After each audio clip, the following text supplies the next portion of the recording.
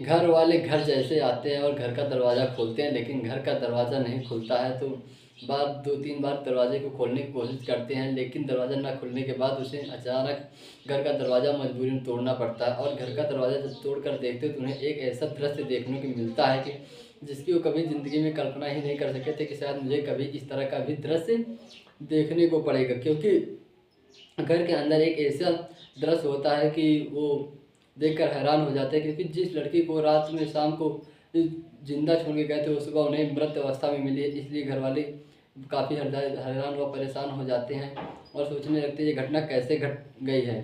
जी हाँ दोस्तों, आज मैं एक नई सच्ची घटना को लेकर आया हूँ, जो कि है उत्तर प्रदेश के कानपुर ज़िले की। ज़िले में एक थाना लगता है शिवरतनगंज थाने के अंतर्गत की एक घटना है, जहाँ पर एक लड़की होती है जिसका नाम गुड़िया होता है, जो कि 14 से या 15 साल के बीच की होती है।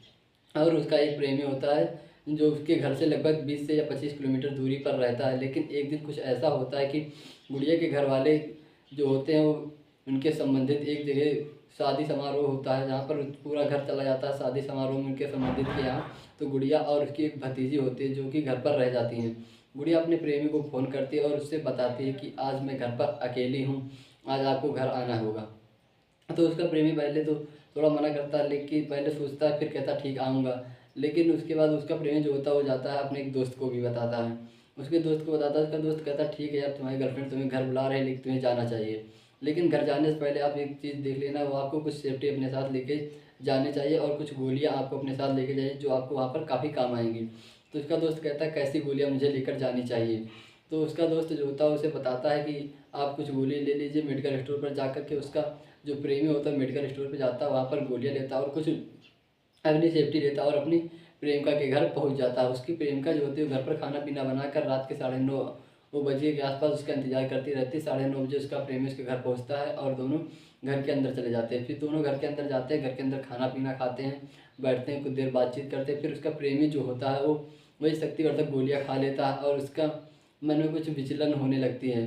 तो उसका प्रेमी जो होता है उसका अपनी प्रेमिका के साथ संबंध बनाने की कोशिश करता है, लेकिन जो गुड़िया होती है वो 14-15 साल की होती है, वो पहले अपने प्रेमी को मना करती है, लेकिन बाद में वो भी मान जाती है। फिर दोनों आपस में संबंध बनाते हैं। थोड़ी कुछ देर इसी तरह बातचीत चलती रहती है, लेकिन उसका प्रेमी जो होता है वो गुड़िया को एकदम निर्वस्त कर देता है और खुद भी निर्वस्त हो जाता है। उसके बाद संबंध बनाते रहते हैं। फिर गुड़िया इसी बीच में गुड़िया की थोड़ी तबीयत खराब हो जाती है, तो उसका प्रेमी सोचता है कि इसकी तबीयत किस वजह से ख़राब हो गई है। तो पता चलता है कि गुड़िया को थोड़ा ठंड लग रही है, उसके शरीर में अकड़न होने लगी है।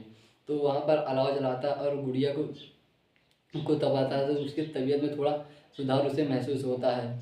उसके बाद वो फिर संबंध बनाने की कोशिश करता है, लेकिन गुड़िया मना कर देती है। लेकिन वो फिर एक बार ज़बरदस्ती गुड़िया के साथ संबंध बनाता है और जब संबंध बनाता है तो गुड़िया के शरीर में कुछ थोड़ा ज़्यादा और तबीयत खराब होने लगती है और उसकी अकड़न ज़्यादा होने लगती है। क्योंकि इस वक्त शाम के लगभग वही 10 से सुबह के लगभग 3:30 या 4 बज रहे होते हैं, 6-7 घंटे हो जाते हैं। क्योंकि गुड़िया जो 15 साल की होती है वो ठंड उसकी कुछ ज़्यादा लग जाती है, उसके शरीर अकड़ने लगती है। क्योंकि 6-7 घंटे कोई निरस्त रहेगा इस तरह की ठंड में तो उसको शायद ही रह सह पाए। उसके बाद उसकी तबीयत ख़राब होने लगती है। उसका प्रेमी देखता है कि इसकी तबीयत ज़्यादा ख़राब होने लगी और सुबह भी होने वाली है। तो वो डर के मारे ऐसा कहता है, सोचता है कहीं पकड़ ना जाऊँ। फिर ये भी टेंशन रहती है गुड़िया को क्या होगा, लेकिन वो पकड़ने के डर के मारे वो सुबह वहाँ से भाग निकलता है और गुड़िया को उसकी उसी बिगड़ी हुई अवस्था में छोड़कर वहाँ से घर छोड़कर चला आता, अपने घर पहुँच जाता है। यहाँ पर जो उसके बाद गुड़िया की तबीयत जो होती है ज़्यादा बिगड़ जाती है। उसके बाद जब उसके घर वाले सुबह शादी समारोह से लौट के आते हैं और देखते हैं तो उनकी जो बेटी होती है वो अर्धनग्न अवस्था में पड़ी होती है। ऐसा दृश्य देखकर घर के जो पुरुष लोग होते हैं वो तुरंत पीछे आ जाते हैं और महिलाएं लोग जो होती है वो आगे जाती है और गुड़िया को कुछ वस्त्र पहनाती हैं और उसके बाद उन्हें हॉस्पिटल लेके जाती हैं। जब हॉस्पिटल लेके जाती है तो पता चलता है डॉक्टर जो होते हैं वहाँ स्थिति देखते हैं। स्थिति देखकर डॉक्टर लोग बताते हैं कि ये जो लड़की है मृत हो चुकी है। उसे मृत घोषित कर दिया जाता है और उसके जब मृत घोषित कर देते जाते हैं तो उसके घर वाले इस सूचना को पुलिस को देते हैं।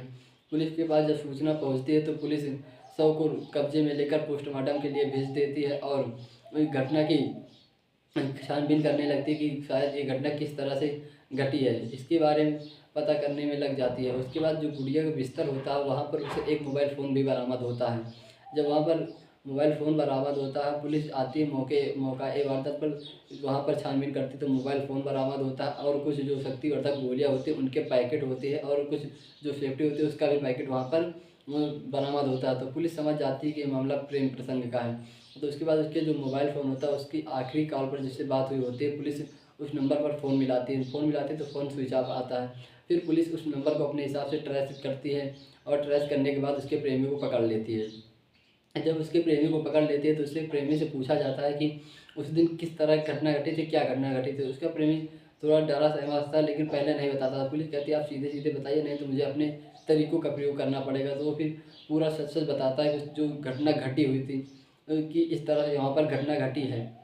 तो उसके प्रेमी को पुलिस पकड़ कर मुकदमा पंजी कर करके उसे न्यायिक अभिरक्षा में मतलब जेल भेज देती है। और इधर गुड़िया के जो शव होता है उसके शव को उसके घर वालों को दे देते हैं, उसके घर वाले उसके शव का अंतिम संस्कार करते हैं। लेकिन इसमें इस कहानी में सबसे बड़ी बात यह है कि शायद जो 14-15 साल की नाबालिग लड़की थी और जो उसका प्रेमी था वो शायद अगर आपस में ना मिलते तो आज उस गुड़िया की जान ना जाती।